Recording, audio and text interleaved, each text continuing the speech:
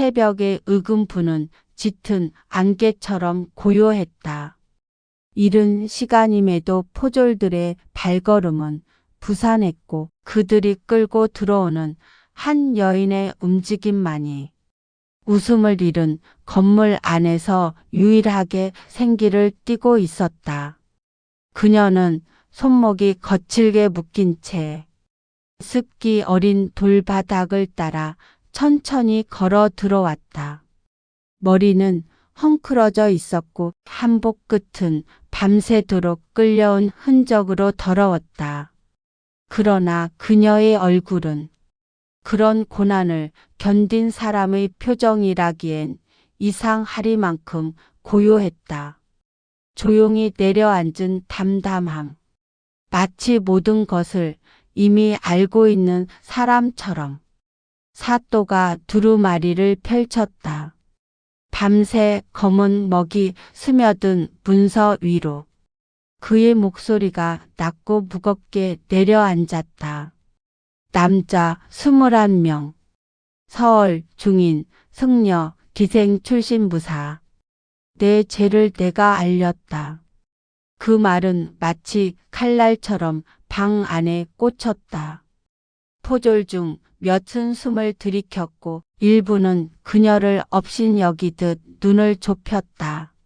하지만 그 순간 그 여인 어우동은 천천히 고개를 들며 미소를 지었다.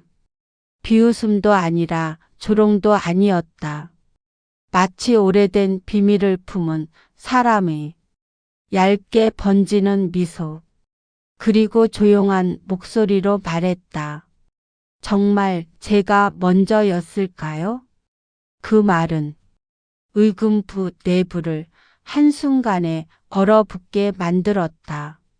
사또의 손이 잠시 멈추었고 글자를 읽던 시선이 흔들렸다. 조선이 두려워한 여자. 기록에는 죄인으로만 남았지만 그녀의 말 한마디는 그 기록이 얼마나 많은 것들을 감추고 있는지를 알려주고 있었다.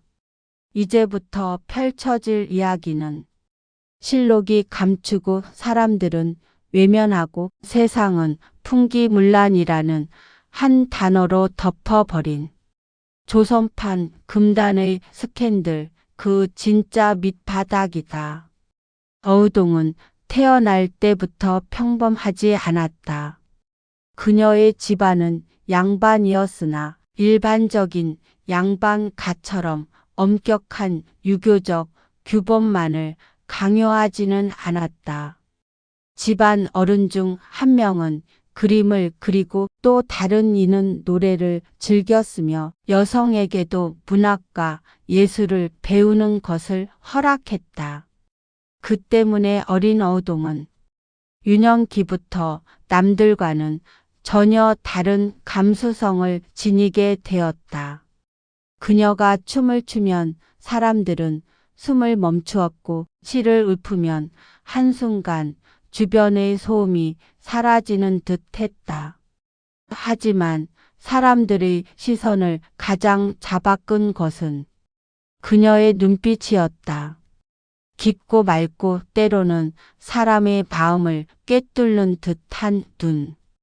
누군가가 그 눈과 마주 보면 잠시 스스로를 잊어버릴 만큼 강렬한 매력을 지니고 있었다. 이런 생김새와 기운은 조선의 남성들에게 운명적 유혹처럼 느껴졌을지도 모른다. 그러나 동시에 조선의 여성 규범과는 맞지 않아 위험한 씨앗이 될 수도 있었다. 조선 사회는 표면적으로는 도덕과 윤리를 강조했지만 실상은 그렇게 단순하지 않았다. 양반 남성들의 기방 출입은 하나의 권력 가시이자 사교 활동이었고 낮에는 단정한 얼굴로 경전을 읽다 가도 밤이면 기생집에서 풍류를 즐겼다. 하지만 여성은 달랐다. 여성의 감정, 여성의 욕망, 여성의 실수는 곧바로 가문의 수치가 되었고 심하면 목숨까지 잃을 수 있었다. 어우동이 살던 시대는 특히 그러했다. 조금만 눈길을 돌려도 그 눈길이 죄가 되었고 조금만 다른 행동을 해도 그 행동이 나라의 풍속을 흔드는 문제로 확대되었다. 이런 시대에 어우동의 감수성과 자유로움은 참을 수 없는 부담이자 언젠가 반드시 표적이 될 위험 요소였다. 어우동은 젊은 나이에 결혼했지만 그 결혼은 축복이라기보다 어른들이 정해준 의무 같은 것이었다. 남편은 이름만 양반이었고 가문은 쇠퇴에 있었으며 그의 성품은 따뜻함과는 거리가 멀었다. 처음 며칠은 그럭저럭 지나갔다. 그러나 결혼 생활은 금세 허물어졌다. 남편은 밖에서 보내는 시간이 더 많았고 술과 기방의 향기에 익숙해져 있었다. 어우동은 차가운 방에서 홀로 촛불만 바라보는 날이 많아졌다.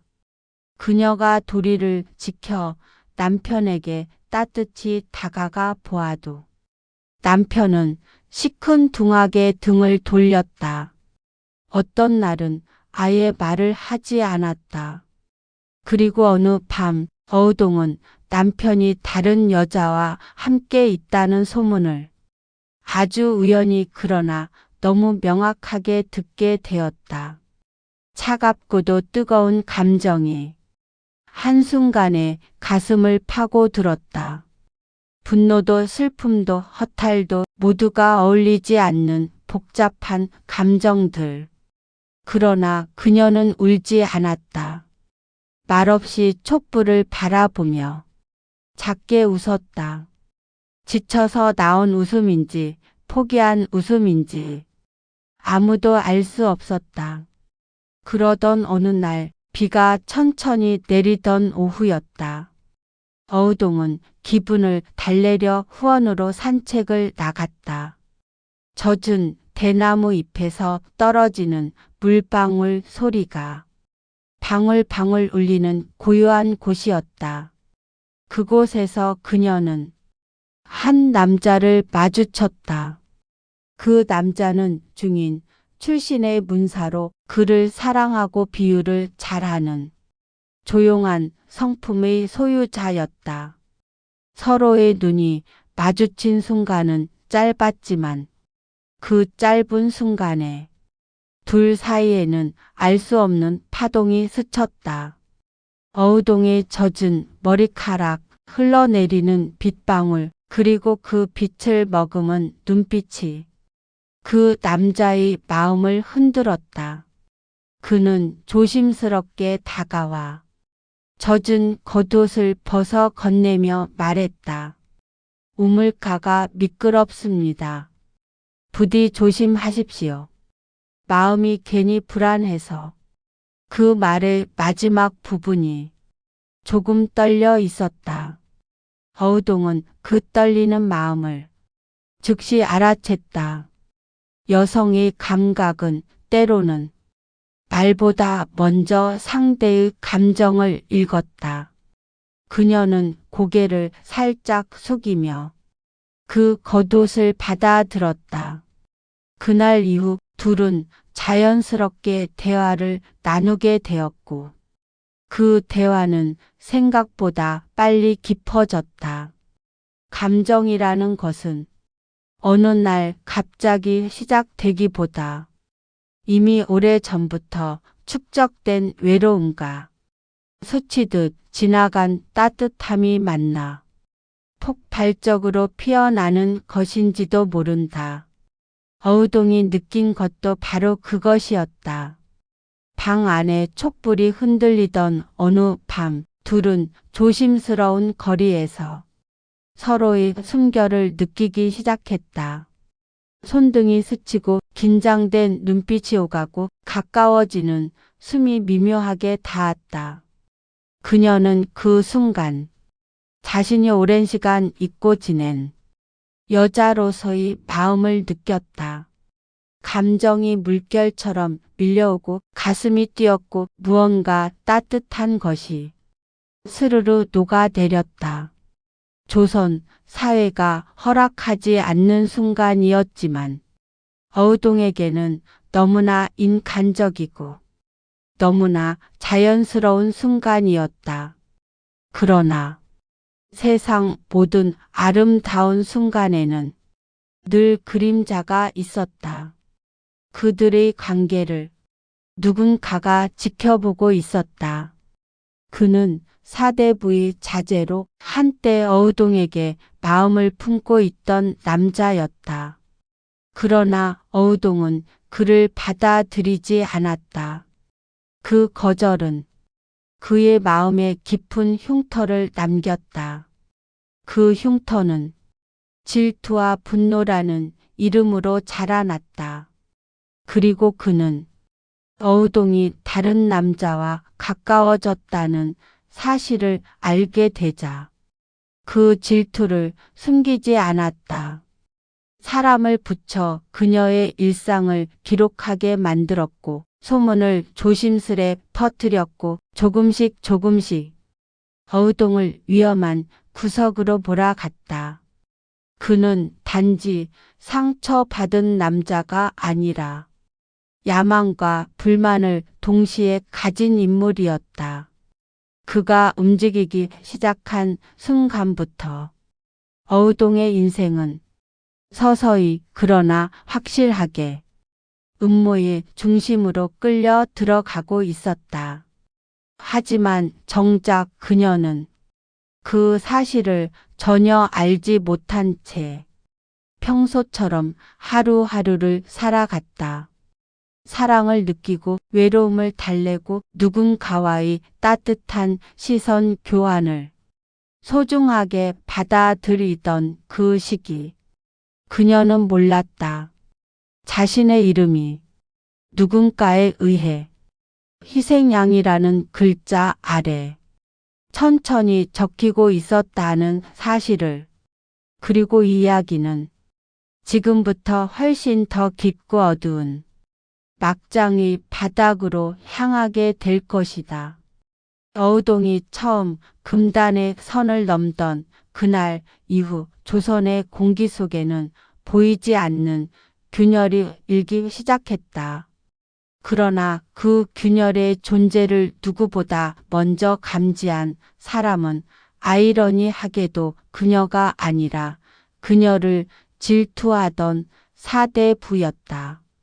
어느 늦은 저녁 달빛이 기와 지붕을 은빛으로 적시던 순간 그 사대부는 어우동을 향한 감정이 단순한 욕망이나 시기 이상의 것임을 깨달았다. 그녀가 다른 남자에게 미소 짓는 것을 보는 것만으로도 그의 가슴은 질꺼덕거리는 소리로 금이 갔다. 그러나 그는 알고 있었다. 자신은 그녀에게 선택받지 못한 존재라는 것을. 그녀의 관심은 언제나 자신이 아닌 더 진실한 감정을 가진 남자에게로 향해 있었다. 그래서 그는 결심했다.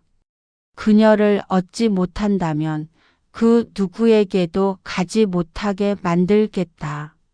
그의 가슴 속에서 이기심과 집착이 뒤엉켰고 그날 이후 어우동의 주위에는 기묘한 기운이 감돌기 시작한다.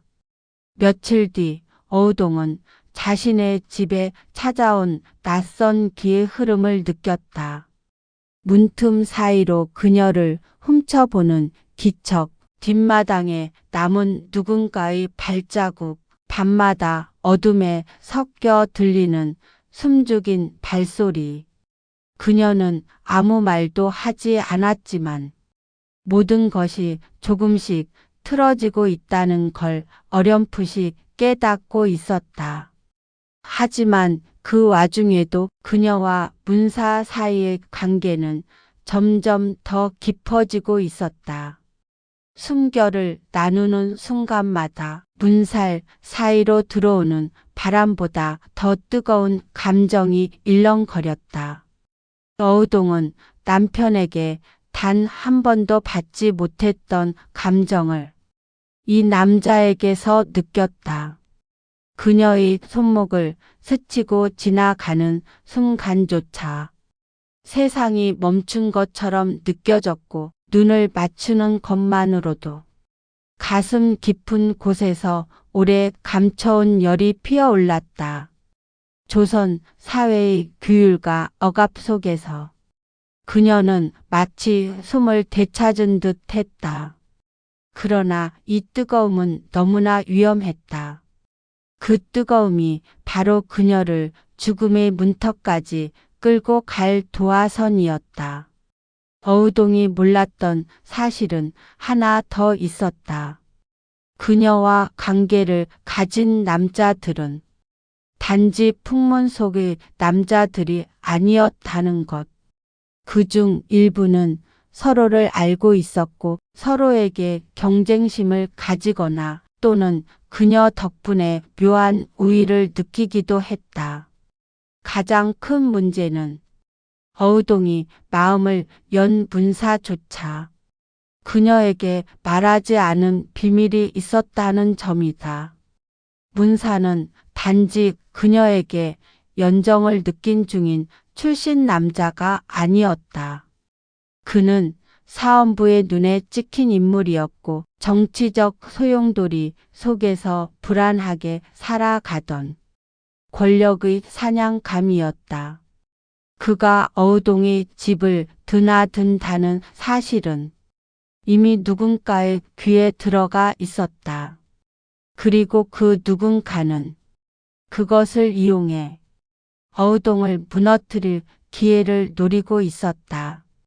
어느 흐린 날 오후 어우동은 문사와 함께 작은 찻상을 사이에 두고 앉아 있었다. 창문 밖에서는 천둥이 울며 비가 내릴 조짐을 보였다. 그는 조심스러운 음성으로 말했다. 부인, 혹시 요즘 이상한 낌새를 느끼지 않으십니까? 누군가가 부인의 주위를 맴도는 것 같아서. 어우동은 가만히 찻잔을 내려놓았다. 그의 말에 놀랐지만 그녀 또한 어느 정도 감지하고 있었다. 그러나 그녀는 고개를 들어 그를 바라보며 조심스럽게 미소 지었다. 두렵습니다. 하지만 두려움만으로 저는 살아갈 수 없습니다. 전 이미 제 감정이 어디로 흐르는지 알고 있으니까요. 문사의 눈빛이 흔들렸다. 그는 태어나 처음으로 양반 여인의 입술에서 감정이라는 단어를 들었다. 그녀는 손을 뻗어 그의 손등에 닿았다. 그 순간 방 안의 공기가 조용히 뒤바뀌었다. 그러나 바로 그 순간 방 밖에서 종이문을 스치는 바람처럼 아주 작은 기척이 들렸다. 어우동은 무심코 고개를 돌렸지만 문사는 황급히 일어섰다. 누군가가 두 사람을 지켜보고 있었던 것이다. 그가 문을 열었을 때 이미 그림자는 사라져 있었지만 그의 감각은 확실히 느꼈다. 우릴 보고 있군. 그의 얼굴에는 초조한 기운이 스쳤다. 그리고 그는 그 초조함을 숨기기 위해 어우동에게 침착한 목소리로 말했다. 당분간 방심하지 마십시오. 누군가의 질투일 수도 누군가의 음모일 수도 있습니다. 어우동은 걱정스러운 눈빛을 지었다. 그러나 그 속에는 이 관계를 잃고 싶지 않은 열망이 더 컸다. 그날 밤 비가 거세게 내리고 천둥이 울부짖는 가운데 사대부는 어둠 속에 숨어 어우동의 집을 바라보고 있었다. 창문 안에서 그녀와 문사가 가까이 마주 앉아 있는 모습을 보며 그의 가슴 속에서는 질투가 아니라 무언가 더 깊고 어두운 것이 피어오르고 있었다. 그는 조용히 중얼거렸다. 내가 그 누구에게도 가지 못하게 하겠다. 내가 너를 무너뜨리겠다. 그의 음성은 비에 섞여 사라졌지만 그날부터 어우동의 운명은 또 다른 방향으로 굴러가기 시작했다. 며칠 후 어우동의 집 안에는 알 수 없는 소문이 퍼지기 시작했다. 어우동이 또 다른 남자를 만난다더라. 그 남자는 중인 출신이라지? 아니, 그보다 더 많은 남자를 만난대. 소문은 규율이 아니라 독으로서의 역할을 하기 시작했다. 그리고 그 독은 점점 더 농도가 짙어지고 있었다. 오해가 겹치고 시기와 질투가 뒤섞이고 정치적 계산까지 가세하면서 어우동의 주변은 서서히 무너져 갔다. 그러나 정작 그녀는 그 소문의 정체를 알지 못한 채 있었다. 그저 자신이 조금씩 자유를 찾고 있다고 믿었을 뿐이었다. 그러던 어느 늦은 밤 문사가 급히 어우동의 집을 찾았다. 그의 얼굴에는 피로와 두려움이 동시에 비쳤다. 부인, 큰일입니다. 저에 대해 그리고 부인에 대해 조정의 보고가 들어갔습니다. 어우동은 숨이 멎는 듯 느꼈다. 그녀가 가장 피해야 할 이름, 사헌부, 그리고 그 뒤에 있는 권력. 하지만 문사는 이어서 더 충격적인 말을 했다. 부인과 제가 함께 있는 모습을 누군가 보았습니다. 그뿐만이 아닙니다. 부인을 음해하려는 자가 있습니다. 그의 목적은 단순한 질투가 아닙니다. 어우동은 전율을 느끼며 물었다. 그럼 그 사람의 목적은 무엇입니까? 문사는 깊이 숨을 들이켰다. 부인을 파멸시키는 것입니다. 그리고 저도 함께 끌어내리려는 것이지요.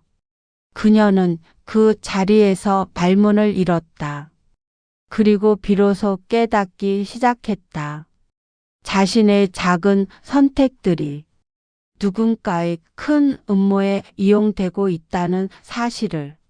그러나 아직 그녀는 알지 못한다. 이 모든 것 뒤에는 상상조차 할 수 없는 또 다른 인물이 숨어 있다는 것을. 그 인물은 어우동을 건드리기만 하면 자신도 위험해진다는 것을 알면서도 왜인지 그녀를 지켜보고 있었다. 보호인지 감시인지 모를 기묘한 눈빛으로. 이제 어우동의 발밑은 점점 더 위험한 길로 바뀌기 시작했다. 그리고 그녀의 운명은 예상하지 못한 방향으로 흘러가려 하고 있었다. 그러나 진짜 파국은 아직 시작되지 않았다.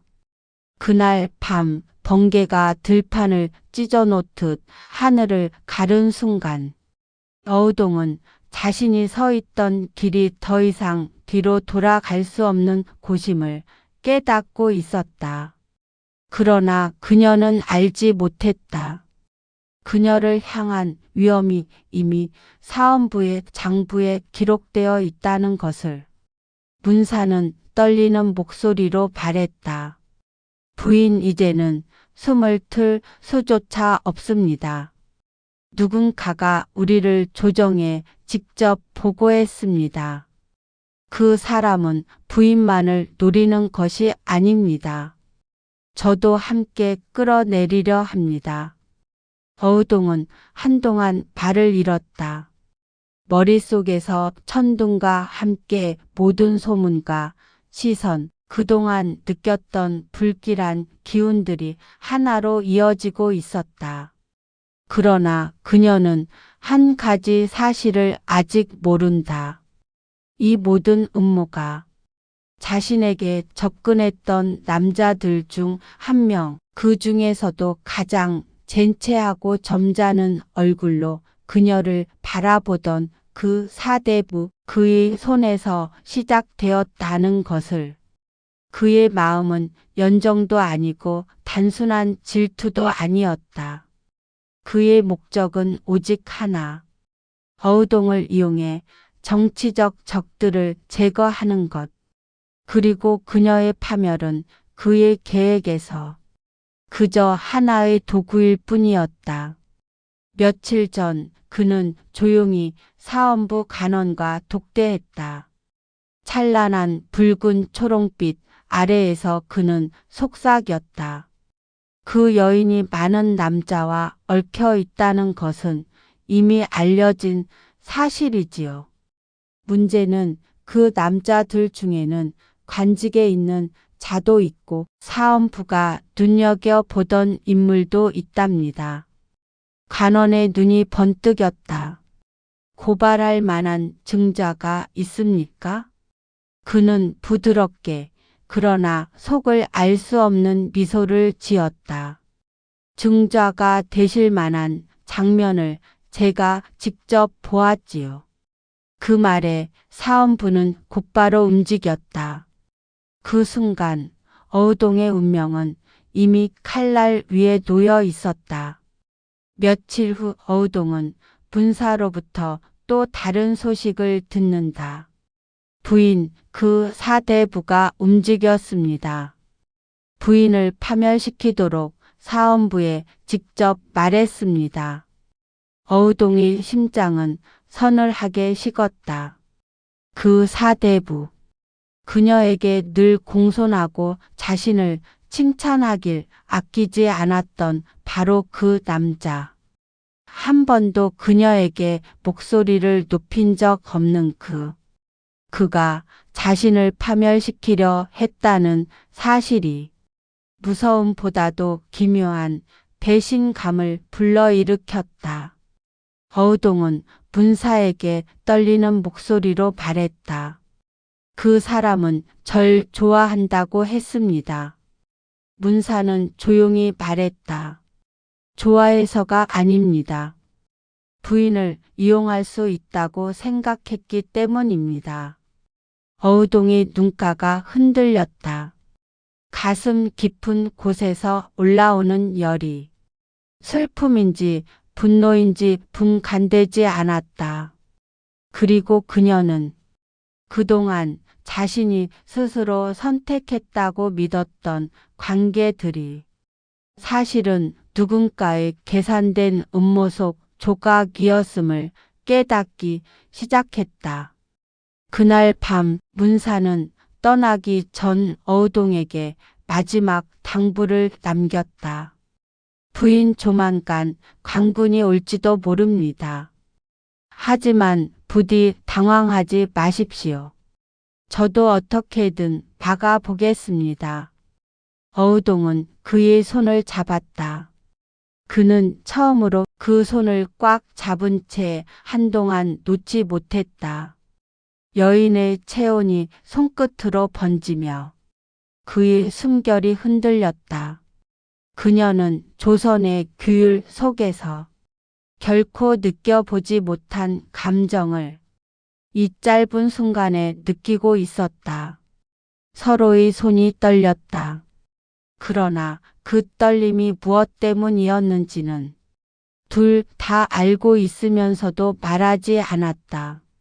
그들의 감정은 이미 한계를 넘었고 그 한계는 곧 파국을 불러올 것이었다.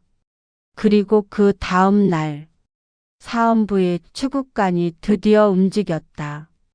어우동을 조사하라. 그녀의 남편 또한 알고 있었는지 신문하라. 함께 얽힌 남자들의 이름을 전부 파악하라. 강구는 이미 어우동의 집 주변을 둘러싸기 시작했다. 어우동은 조용히 창문 밖을 바라보았다. 그녀의 아내는 이상하게도 두려움이 없었다. 그녀는 단지 누군가의 음모 속에서 흔들리는 자신이 아니라 자신의 감정으로 선택한 사람을 떠올리고 있었다. 그 순간 그녀의 가슴을 스친 것은 두려움이 아닌 슬픔에 가까운 뜨거움이었다. 하지만 그 순간 어우동은 알지 못했다.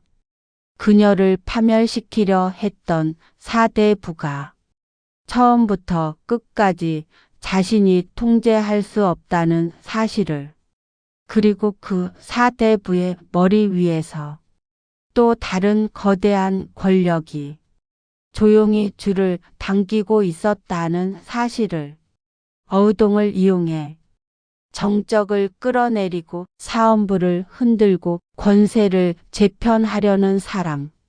그는 이미 사대부를 버릴 계획까지 세워두고 있었다. 시민들은 속삭였다. 어우동이 이제 잡혀간다더라. 그 남자도 함께 끌려간다던데. 하지만 듣자니 뒷배가 더 있는 모양이더군. 그 소문은 이미 어우동이 손이 닿을 수 없는 곳까지 퍼지고 있었다. 그리고 이 모든 소문의 배후에는 그녀가 한 번도 이름조차 듣지 못한 단 한 명의 고위 관료가 있었다. 그는 조용히 말했다. 어우동, 내가 만들어준 균열로 나는 조선을 뒤집겠다. 그의 속삭임은 바람에 섞여 사라졌지만 그 속삭임이 만들어낸 파국은 고요히 그러나 확실하게 다가오고 있었다. 어우동은 아직 모른다. 자신의 삶이 이제 단순한 스캔들이 아니라 조선의 권력을 뒤흔드는 거대한 정치 싸움의 중심으로 이동했다는 것을, 그리고 그녀를 구할 수 있는 사람도, 그녀를 이용하려는 사람도, 그녀를 버리려는 사람도 모두 서로 다른 얼굴로 다가오고 있었다. 이제 그녀가 피할 수 있는 길은 없다. 그녀의 이름은 이미 칼날 위에 올려졌고 그 칼날을 쥐고 있는 자들은 그녀가 결코 상상하지 못한 사람들이었다. 3부는 여기서 끝난다. 그러나 어우동의 진짜 비극은 이제 막 시작될 뿐이다. 어우동의 방문이 거칠게 흔들릴 때 그녀는 조용히 비단 허리끈을 조여맸다. 가느다란 손가락 끝이 떨렸지만 그녀의 표정은 오히려 평온했다. 반쯤 열린 창으로 들어온 바람이 그녀의 머리칼을 흩었다.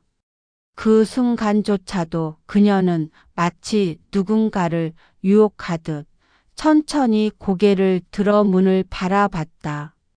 어우동, 조정의 명이다. 문을 열라. 밖의 목소리는 분노로 떨렸지만 어우동은 그 소리에 묘한 미소를 지었다. 침착함 속에 깃든 짙은 여유는 오히려 강군들을 긴장하게 만들었다. 문이 부서지듯 열리자 강군들이 들이닥친다. 하지만 그들 중 몇 명은 순간적으로 발걸음을 멈췄다. 방 안 가득한 향내, 어우동의 옅게 젖은 입술, 부드럽게 흐르는 비단, 소매, 가슴께에서 떨어지는 촛불빛.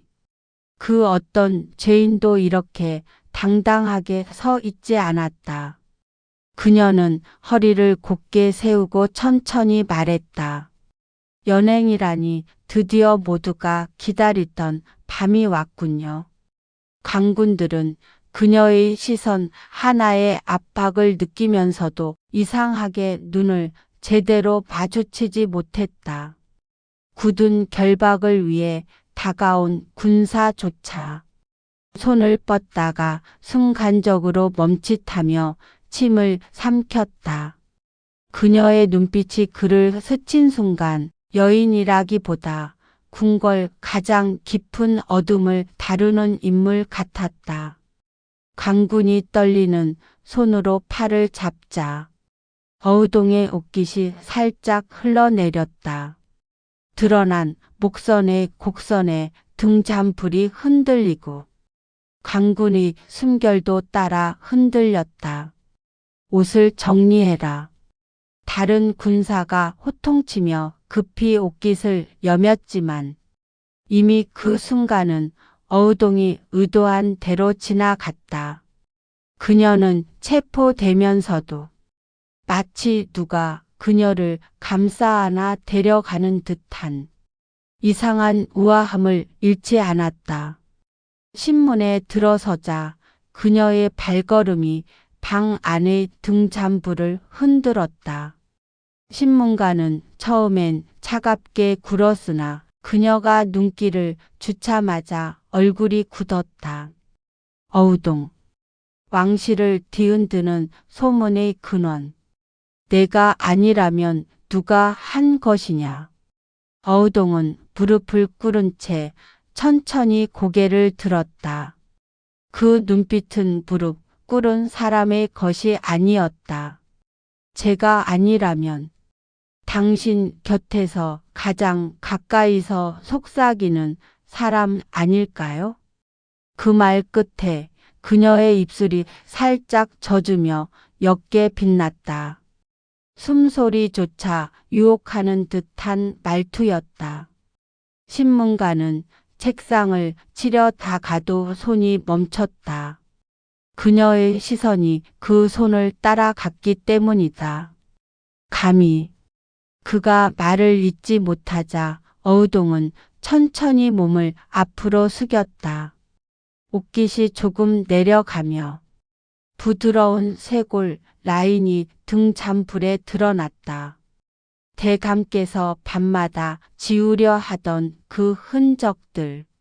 제가 정말 입을 다물고 있을 거라 생각하셨습니까? 신문관의 얼굴이 굳어지고 숨이 턱 막혔다.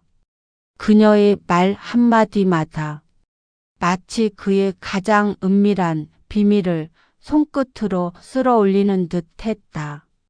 바로 그때 문 밖에서 난투극 같은 소음이 들렸다.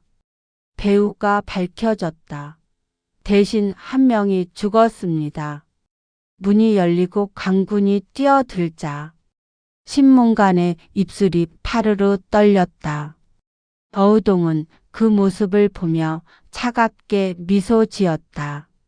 그분이 드디어 움직이셨군요. 강군은 놀라며 되물었다. 누가 배후라고 알고 있는 것이냐. 어우동은 고개를 돌려 신문관의 눈을 똑바로 바라보았다. 그 시선에는 마치 목덜미에 입김이 닿는 듯한 서늘함이 있었다. 당신이 가장 잘 알고 있는 사람이지요. 재판 석상에 끌려 나온 어우동은 포박된 몸임에도 누구보다 아름답고 당당해 보였다. 비단 옷자락은 광군의 손에 의해 거칠게 잡혀 있었지만 그 거친 손길마저도 그녀의 몸에서 자연스럽게 흐르는 듯 했다. 수십 명의 대신과 장군들이 그녀를 노려보지만 그녀의 시선은 단 하나의 사람에게 향해 있었다.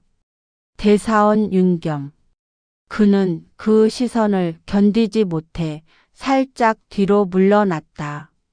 하지만 모두가 보는 앞이라 그는 다시 목을 세웠다. 어우동, 내 죄를 아느냐? 어우동은 미소를 지으며 대답했다. 제 죄를. 대감께서 더 잘 알고 계시죠. 재판장이 술렁인다. 대신들은 서로를 살피고 누군가는 입술을 깨문다. 왕실 측근들조차 시선을 피한다. 윤겸이 분노로 얼굴을 붉히며 소리친다. 저 여인에게 속지 마라. 거짓말이다. 죄인을 유혹하는 그 특유의. 그가 말하다가 멈춘 이유는 어우동이 아주 천천히 고개를 기울이며 그에게만 들릴 듯한 목소리로 말했기 때문이다. 밤마다 누가 먼저 절 찾았는지 여기 있는 분들 앞에서 모두 말씀드릴까요? 윤겸의 얼굴이 순식간에 창백해졌다.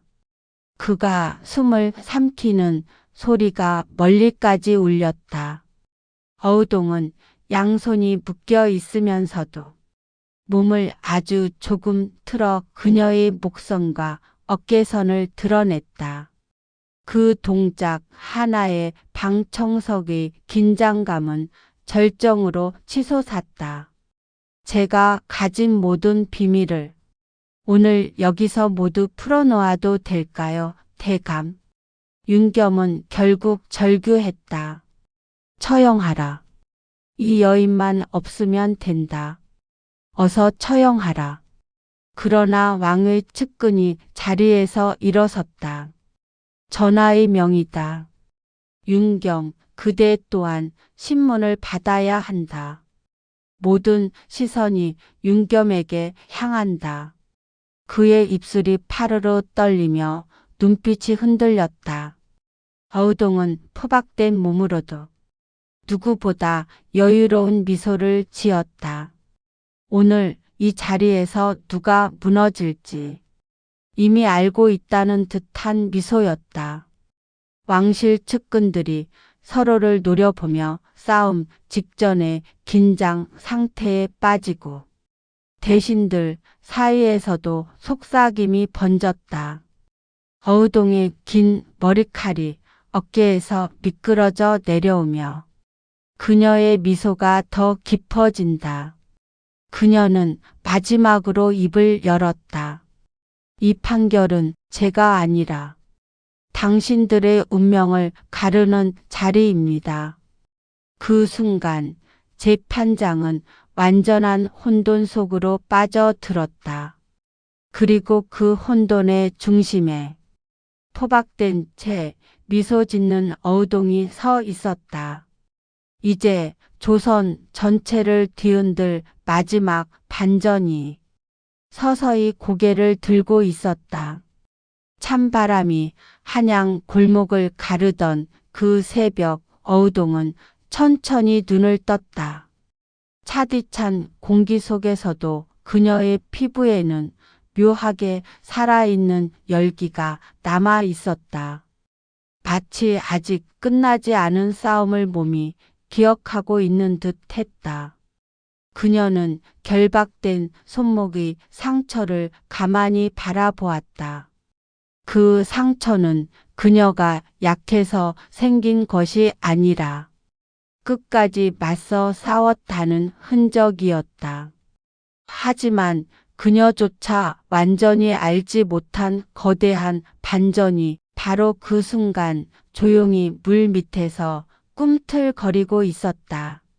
그녀가 체포되던 날 밤 가장 깊은 방 속 비밀스럽게 숨겨진 작은 상자가 있었다.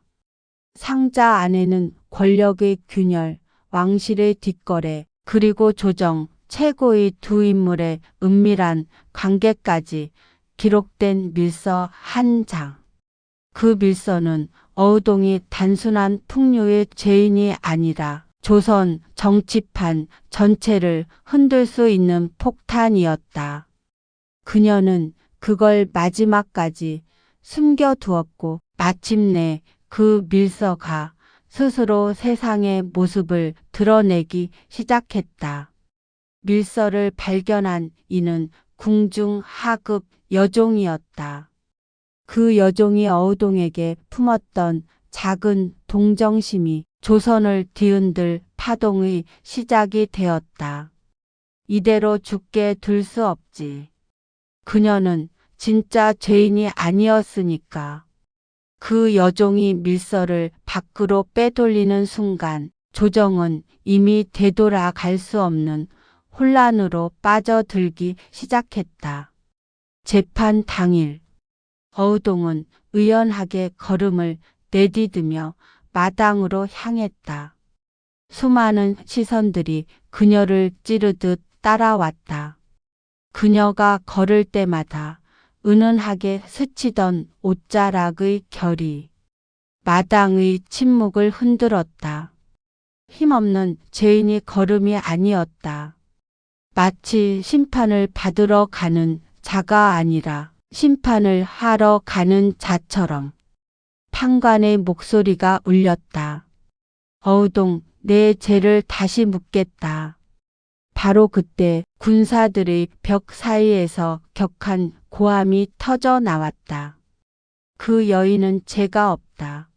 죄인은 우리가 섬기는 이들이다.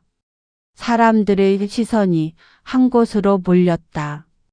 음모의 배후로 지목된 조정의 핵심 인물 중 하나가 모두의 앞에서 무릎을 꿇었다. 그는 거친 숨을 몰아쉬며 고백했다. 어우동의 죄는 단 하나. 진실을 알았다는 것뿐이다. 우리는 그녀를 두려워했다. 순식간에 재판장은 뒤집혔다. 대신들은 서로를 의심하며 손가락질했고 누군가는 몰래 도망치려다 붙잡혔다. 누군가는 말도 안 된 변명을 늘어놓으며 자신의 목숨을 지키려 발버둥쳤다. 그 모든 혼란 속 어우동은 묵묵히 그들을 바라보았다. 그녀의 눈빛은 비웃지도 분노하지도 않았다. 그저 오래된 진실이 드디어 떠오른 것을 조용히 확인하는 사람의 표정이었다. 그날 재판은 결국 혼란을 수습하기 위한 의식적 사형 판결로 마무리되었다. 그러나 누구도 그 판결이 진심이라 믿지 않았다. 평소라면 겁에 질렸을 백성들조차 그날만큼은 서로에게 조심스럽게 속삭였다. 저 여인이 죽어야 할 이유가 대체 무엇이란 말이냐. 사형장으로 끌려가는 길. 어우동의 발끝이 차가운 돌바닥을 스치며 또렷한 소리를 냈다. 그녀는 고개를 들어 흐린 하늘을 바라보았다. 얼어붙은 공기 속에서도 그녀의 눈빛은 도리어 뜨거워 보였다. 마치 다시 태어나기 직전의 순간처럼. 그때였다. 사형 집행을 맡은 장교가 갑자기 칼을 내려놓았다. 차갑고 무겁던 공기가 순간 깨져버린 듯 흔들렸다. 장교는 손이 떨리면서도 조심스레 어우동의 결박을 풀었다. 당신은 죄가 없습니다. 당신이 죄를 지은 게 아니라 당신을 두려워한 사람들이 죄를 지은 것입니다. 주변 장교들이 그를 붙잡으며 고함쳤다. 내게 무슨 짓을 하는 것이냐. 명령을 거역하면 너 또한 죽는다. 그러나 그는 물러서지 않았다. 내 목숨을 가져가라. 하지만 이 여인의 마지막을 더럽히게 둘 수는 없다. 그 말이 끝나자마자 칼날이 번쩍이며 그의 몸이 무너졌다. 붉은 피가 흙 위로 퍼져나갔다. 어우동은 그 처참한 광경을 보며 천천히 눈을 감았다. 그녀의 표정엔 공포가 없었다. 오히려 슬픔과 그리고 설명할 수 없는 연민이 어른거렸다. 그리고 마지막 순간 조정 안에서 또 하나의 비밀이 터졌다. 어우동의 기록 중에서도 가장 충격적인 내용이 민주들에게 발견된 것이다. 그 기록에는 왕실의 한 인물이 그녀를 몰래 돕고 있었던 사실, 그 인물이 어우동을 통해 조선의 부패를 폭로하려 했던 사실까지 담겨 있었다. 즉, 어우동은 혼자가 아니었다. 그리고 그 비밀은 왕실 전체를 흔들어 버릴 거대한 균열이 되었다. 결국 어우동의 사형은 집행되었으나 그녀의 죽음은 끝이 아니었다. 그녀가 남긴 기록은 조정 곳곳으로 퍼져나갔고 숨겨진 부패는 연쇄적으로 무너져 내렸다. 어우동은 죽었지만 그녀의 이름은 조선을 바꾼 기록의 불꽃이 되었다. 세월이 흐른 뒤 누군가 조용히 말했다. 그녀는 방탕에서 죽은 것이 아니었다. 조선이 감당하지 못할 만큼 너무 자유로웠기 때문에 죽은 것이다. 그 말은 부드럽게 퍼져나가 사람들의 입에서 입으로 전해졌다. 그리고 마침내 어우동은 조선의 어둠을 갈랐던 가장 찬란한 불꽃으로 남게 되었다. 차가운 세월의 먼지가 내려앉은 서고 깊은 곳, 한양의 한 노필사가 오래된 문서를 펼쳤다.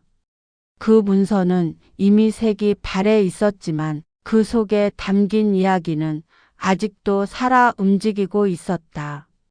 그는 손끝으로 글자를 더듬으며 마치 오래 묻혀 있던 진실을 깨어 올리듯 숨을 삼켰다. 그 문서의 첫 줄에 적혀 있던 이름, 어우동. 세월이 흘러도 지워지지 않는 이름이었다. 필사는 속삭이듯 말했다. 과연 그녀가 정말 죄인이었을까? 그 질문은 마치 오랫동안 잠들어 있던 그림자가 서서히 몸을 일으키는 듯한 기묘한 울림을 남겼다. 어우동이 죽은 뒤 조정에서는 그녀의 흔적을 지우기 위해 갖은 노력을 기울였다. 그녀의 이름이 적힌 문서를 불태우고 남아있던 기록을 왜곡하며 백성들 사이에 떠도는 소문까지 힘으로 누르려 했다. 그러나 사람의 입은 불길처럼 번져 나가기 마련이었다. 누군가는 술김에 말했다. 그 여인은 왕보다 더 두려운 진실을 품고 있었어. 어떤 선비는 몰래 쓴 일기에 적었다. 아름다움이 그녀의 죄가 아니었다. 입을 다물지 않은 것이 죄였다.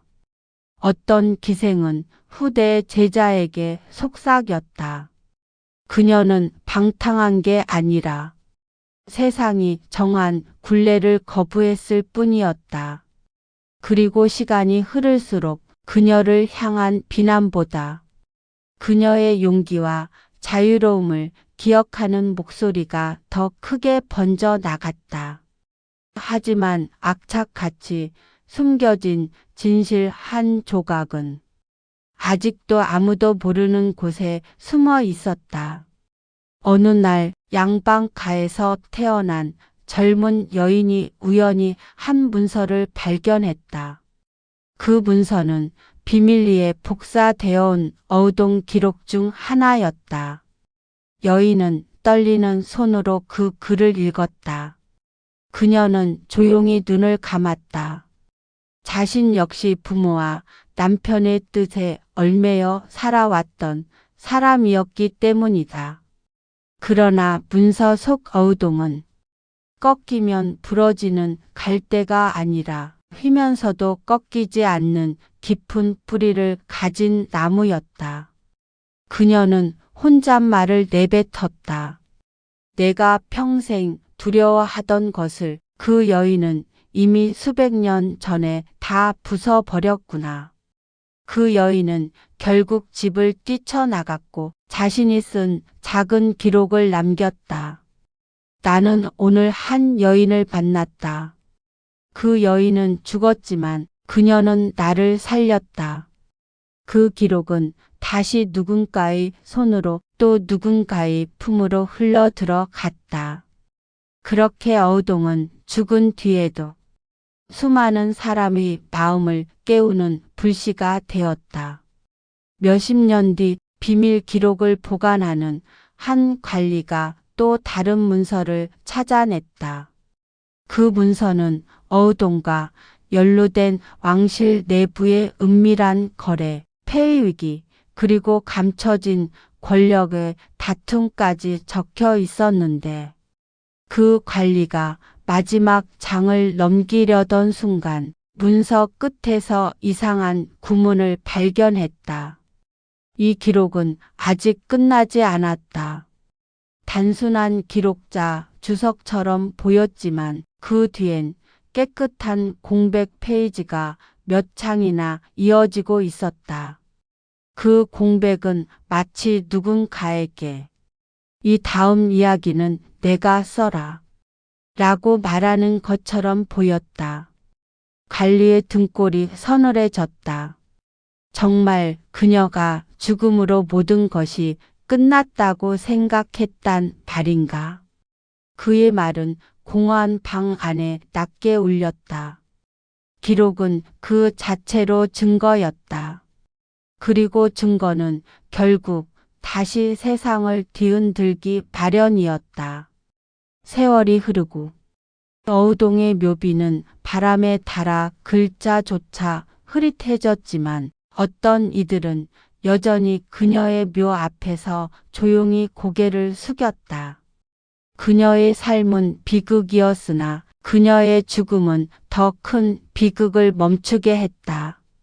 그리고 후대의 수많은 사람들에게 한 가지 질문을 던졌다. 과연 진짜 죄는 누가 정하는 것인가?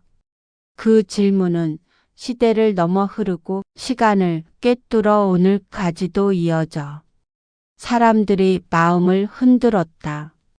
그렇게 어우동은 기록으로 살아남았다. 숨겨진 진실의 불꽃으로. 그리고 지금 바로 이 순간 그녀의 미완성 기록은 당신이 넘긴 이 화면 위에서 또 다른 생명을 얻고 있다. 이 기록은 아직 끝나지 않았다. 마지막 문장이 천천히 그러나 분명하게 울렸다.